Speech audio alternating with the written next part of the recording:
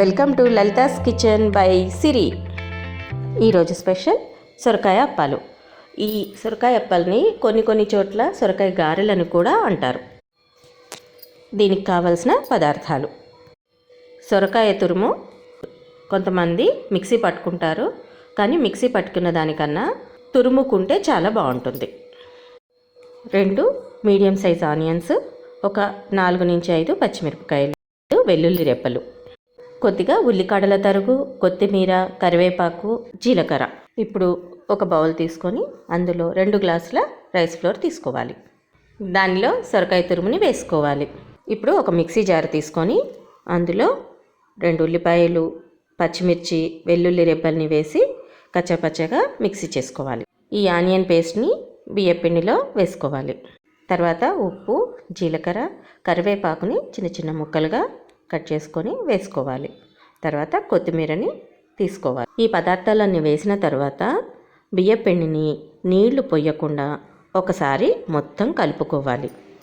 ఎందుకంటే సొరకాయ తురుములోనూ ఆనియన్ పేస్ట్లోనూ నీరు ఎక్కువగా ఉంటుంది కాబట్టి నీళ్లు పోయకుండా కలుపుకోవాలి.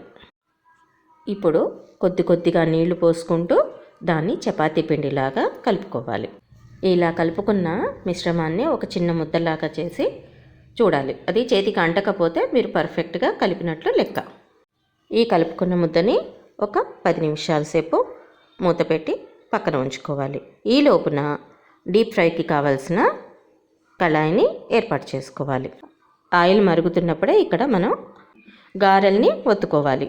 ఒక ఆయిల్ పేపర్ కానీ లేదా ఏదైనా కవర్ కానీ లోపల వైపు తీసుకొని దానికి కొద్దిగా ఆయిల్ రాసి ఒక చిన్న ముద్ద తీసుకొని గారెల్లాగా ఒత్తుకోవాలి.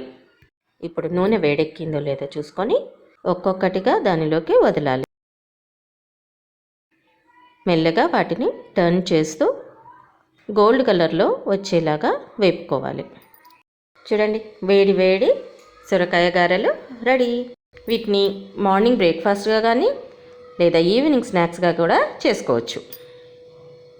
ఈ వీడియో మీకు నచ్చితే లైక్, షేర్ అండ్ సబ్స్క్రైబ్ చేసుకోండి.